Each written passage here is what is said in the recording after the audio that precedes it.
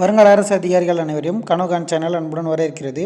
இந்த வீடியோவில் டிஎன்யூஎஸ்ஆர்பிஎஸ்ஐ அதுக்கான நோட்டிஃபிகேஷன் டிசம்பரில் வரும்னு சொல்லியிருக்காங்க. அதுவுமே 1350 வேகன்சிக்கு மேலே வரும்னு சொல்லியிருக்காங்க.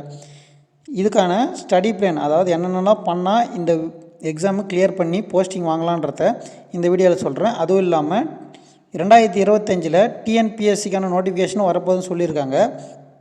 அதனால் இப்போத்துலேருந்தே படிக்க ஆரம்பிச்சிருங்க. ஏன்னா நோட்டிஃபிகேஷன் வந்ததுக்கப்புறம் படிக்க ஆரம்பிச்சிங்கன்னா அது ரொம்ப கஷ்டமாயிடும். இப்போ இருக்கிற காம்படிஷனில் நீங்கள் இப்போத்துலேருந்தே படிக்க ஆரம்பிச்சிங்கன்னா மட்டும்தான் உங்களால் போஸ்டிங் வாங்க முடியும். அதுக்கப்புறம் நோட்டிஃபிகேஷன் வந்ததுக்கப்புறம் படிக்கலான்னு நீங்கள் நினச்சிங்கன்னா அது ரொம்ப கஷ்டமாக இருக்கும். அதனால தான் சொல்கிறேன், இப்போத்துலேருந்தே படிக்க ஆரம்பிச்சிருங்க. அதே போல் எப்பயும் இல்லாத அளவுக்கு இப்போ தான் எஸ்ஐயில் 1350 வேகன்சிக்கு மேலே கொடுக்குறேன்னு இருக்காங்க. என்னோட எய்மே எஸ்ஐ தான், இதுதான் என்னோடய வாழ்க்கையோட இலக்கு அப்படின்னு நினச்சி படிக்கிறவங்களுக்கு இதுதான் ஒரு பெரிய வாய்ப்பு. அதுவும் இல்லாமல் கடைசி வாய்ப்பாக எடுத்துகிட்டு படிங்க. ஏன்னா அதிக வேக்கன்சியில் நம்மளால் ப்ளேஸ் பண்ண முடியலன்னா கம்மி வேக்கன்சியில் ப்ளேஸ் பண்ணுறது ரொம்ப கஷ்டமாக இருக்கும். சரிங்களா? பண்ண முடியாதுன்னு நான் சொல்ல வரல. இந்த அதிக வேக்கன்சியில் தான் உங்களுக்கு காம்படிஷன் கொஞ்சம் கம்மியாக இருக்கிற மாதிரி தெரியும். ஏன்னா 140 கொஷினுக்கு நார்மலாக ஒரு 120 கொஷின் கட் ஆஃப் வைக்கிறாங்கன்னு வைங்க. லாஸ்ட்டாக 122ன்னு நினைக்கிறேன். 122 கொஷின் நார்மலாக கட் ஆஃப் வைக்கிறாங்கன்னு வச்சிங்களேன். இந்த 1350 வேகன்சியில் 122ன்றது 115ஆகவும் வரதுக்கு வாய்ப்பு இருக்குது. வேகன்சி அதிகமாக இருக்குது இல்லைங்களா? அதனால் கட் ஆஃப் குறையும். சரிங்களா? குறையலாம். அதுவுமே கொஷின் பேப்பர் தரத்தை பொறுத்து மாறும். சரிங்களா? இங்கே அதிகமாக வேகன்சி இருக்கிறதுன்றதுனால நீங்கள் இதை கடைசி வாய்ப்பாக நினச்சி படிக்க ஆரம்பிச்சிங்கன்னா ஈஸியாக கிளியர் பண்ணிடலாம். இதில் என்னென்ன சொல்லுவோன்னா, எதெல்லாம் படிக்கலாம், எப்படிலாம் ப்ரிப்பேர் பண்ணால் நம்ம ஈஸியாக போஸ்டிங் வாங்கலான்றத இந்த வீடியோவில் சொல்லுவேன். இதில் சொல்கிற ஒவ்வொரு பாயிண்ட்டுமே இம்பார்ட்டண்டான பாயிண்ட்டு. அதனால் வீடியோ ஸ்கிப் பண்ணாமல் ஃபுல்லாக பாருங்கள். ஃபஸ்ட்டு இந்த எக்ஸாமுக்கு எப்படி ப்ரிப்பேர் பண்ணலான்னு பாருங்கள். எல்லா எக்ஸாமுக்குமே சரி இந்த விஷயம் காமன். என்னென்னு பார்த்தீங்கன்னா, previous year question paper, book back box, maths, psychology. சரிங்களா? ப்ரீவியஸ் இயர் கொஷின் பேப்பர் எதுக்கு அனலைஸ் பண்ணுறோன்னா, கொஷின் ரிப்பீட் ஆகிறதுக்கான வாய்ப்பும் இருக்குது அதிலேருந்து. சரிங்களா? சுத்தமாக ரிப்பீட் ஆகாதுன்னெலாம் இல்லை. 1லேருந்து 5 கொஷின், மேக்ஸிமம் லக் இருந்தால் 1லேருந்து 10 கொஷின் கூட ரிப்பீட் ஆகும். சரிங்களா? அதனால தான் ப்ரீவியஸ் இயர் கொஷின் பேப்பர் பார்த்துக்க சொல்கிறாங்க எல்லாருமே. சரிங்களா?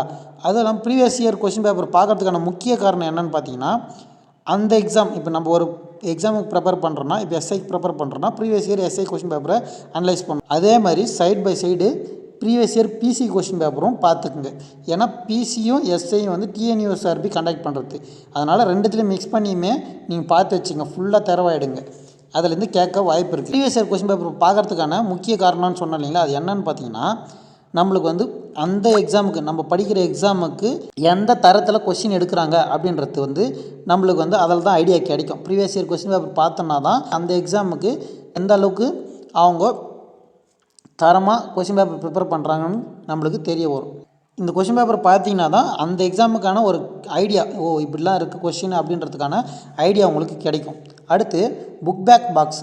ப்ரீவியஸ் இயர் கொஷின் பேப்பர் பார்த்து முடிச்சிட்டிங்கனாவே போதும். அதுக்கப்புறம் உடனே book back box 6th to 10th தெரவாக படிக்க ஆரம்பிச்சிருங்க. +1 +2 எது பார்க்கணுன்றது நான் முடிஞ்சால் எடுத்து போடுறேன். அப்படி இல்லைன்னா முக்கியமான டாப்பிக்லாம் உங்களுக்கே தெரியும். இதுக்கு முன்னாடி ப்ரிப்பேர் பண்ணியிருந்தீங்கன்னா அந்த டாப்பிக்லாம் புக் பேக் பாக்ஸை அதிலேருந்து மட்டும் படிச்சுங்க.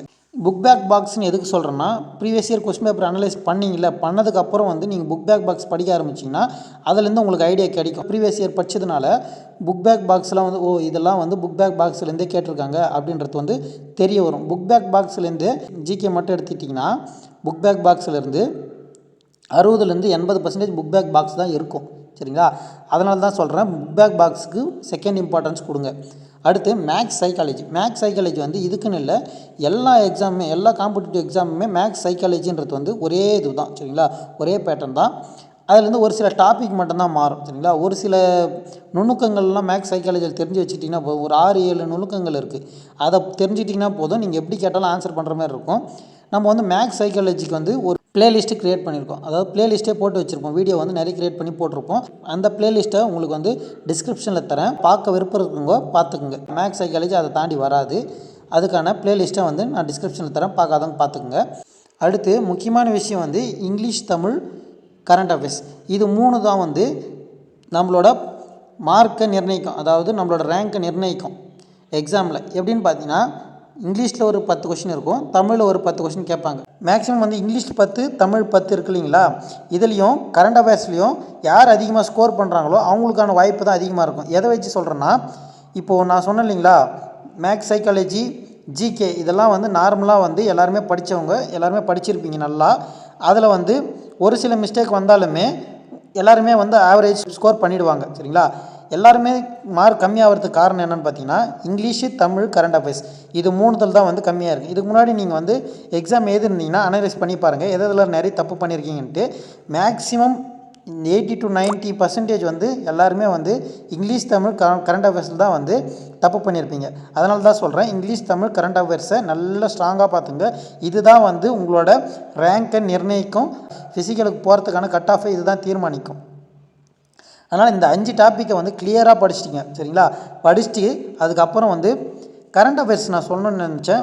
கரண்ட் அஃபேர்ஸ்ன்றது வந்து 6 மாதத்துக்கு படிக்காதீங்க, 1 இயருக்கு ஃபுல்லாக படிங்க. சரிங்களா, 1 இயர் கரண்ட் அஃபேர்ஸை படிங்க. இன்னொரு விஷயம் சொல்லணும், உங்களுக்கு வந்து எஸ்ஐ தான் வந்து கனவு, உன்னோட வாழ்க்கை லட்சியம் இருந்துச்சுன்னா நீங்கள் இப்போத்துலேருந்தே பிசிக்கல் பண்ண ஆரம்பிச்சிருங்க. நோட்டிஃபிகேஷன் வந்ததுக்கப்புறம் பண்ணிக்கலாம், இல்லை பிசிக்கல் கட் ஆஃப் வந்ததுக்கப்புறம் பண்ணிக்கலான்னு பண்ணிங்கன்னா ரொம்பவே கஷ்டப்படுவீங்க. அதனால தான் சொல்கிறேன், இப்போத்துலேருந்தே பண்ண ஆரம்பிச்சிருங்க. உங்களுக்கு நார்மலாகவே பிசிக்கல் அந்த 3 ஈவெண்ட் இருக்கு இல்லைங்களா, ரோப்பு, லாங் ஜம்ப்பு, ரன்னிங், இது மூணுத்துலேயுமே வந்து டபுள் அடிப்பேன் அப்படின்றவங்க, இல்லை இப்போதைக்கு சிங்கிள் வருது அப்படின்றவங்க ஒரு நாளைக்கு காலையில் 1 மணி நேரம், ஈவினிங் 1 மணி நேரம் பண்ணால் போதும் பிசிக்கல். அதுக்கப்புறம் வந்து ஃபுல்லாக பிசிக்கல் பண்ணுறப்போ அதை வந்து கரெக்ட் பண்ணிக்கலாம். சப்போஸ் ஒரு சிலர் இருப்பீங்கள என்ன மாதிரி இருக்கிறவங்களுக்கு வந்து சுத்தமாக வராது. அது அவங்களாம் என்ன பண்ணணும்னா, இப்போத்துலேருந்தே 2 மணி நேரம், காலையில் 2 மணி நேரம், ஈவினிங் 2 மணி நேரம் ஃபிசிக்கல் ஒர்க் அவுட் பண்ணிகிட்டே இருந்தால் மட்டும்தான் உங்களுக்கு வந்து ஃபிசிக்கலில் எல்லாத்துலேயும் டபுள் ஸ்டார் அடிக்கிறதுக்கான வாய்ப்பு இருக்குது. நம்ம வந்து கிட்டத்தில் பண்ணிக்கலாம், அப்புறம் பண்ணிக்கலாம்னு விட்டுட்டோன்னா அது ரொம்ப கஷ்டமாக இருக்கும். இப்போத்துலேருந்தே ஒர்க் அவுட் பண்ணிகிட்டே வந்தீங்கன்னா அது பழகிரும். அப்போ தான் வந்து உங்களுக்கு டைம் நிறைய இருக்கும். எனக்குமே வந்து லாஸ்ட் எக்ஸாமில் எழுதும்போது மார்க் வந்து நிறைய எடுக்கணுன்றதுனால ரொம்ப படித்து மார்க் வந்துருச்சு.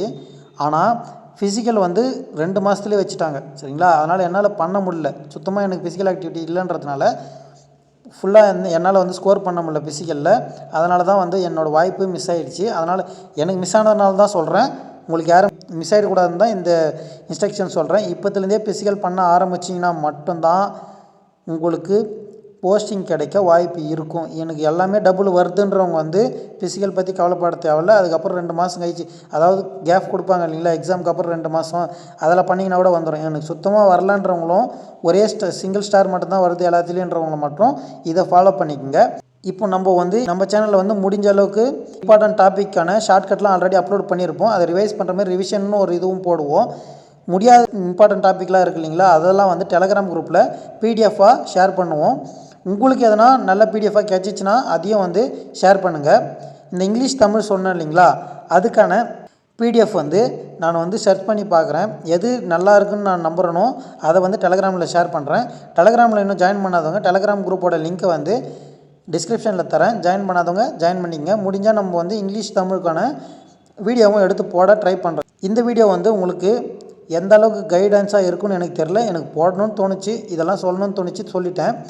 இந்த வீடியோ வந்து உங்களுக்கு ஹெல்ப்ஃபுல்லாக இருக்கும் அப்படின்னு நினச்சிங்கன்னா கமெண்ட்லேயே சொல்லுங்கள். இதெல்லாம் பண்ணால் எனக்கு வந்து ஜாப் கிடைக்கும்னு நீங்கள் நம்பினீங்கன்னா கமெண்ட்டில் சொல்லுங்கள். அதே போல் நம்ம சேனல் வந்து உங்களோட கரியருக்கு, அதாவது உங்களோட ஜாபுக்கு ஹெல்ப்ஃபுல்லாக இருக்கும்னு நீங்கள் நம்பினீங்கன்னா மட்டும் நம்ம சேனலில் சப்ஸ்கிரைப் பண்ணிக்கோங்க, உங்கள் ஃப்ரெண்ட்ஸுக்கு ஷேர் பண்ணி விடுங்க. இதுதான் வந்து நீங்கள் எனக்கு பண்ணுற பெரிய உதவியாக இருக்கும். சரிங்களா, மீண்டும் அடுத்த வீடியோவில் சந்திப்போம். இப்படிக்கு கனவு காஞ்சிவா. நன்றி, வணக்கம்.